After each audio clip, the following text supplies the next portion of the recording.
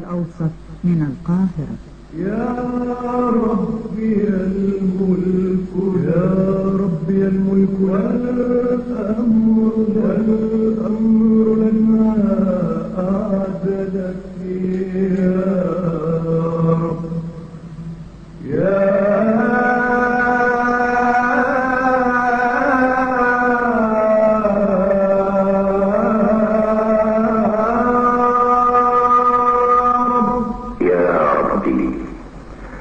وهبت لنا نعمة الحياة تتجدد مع مشرق شمسك، وأيقظتنا هذا الصباح على حبك وعبادتك.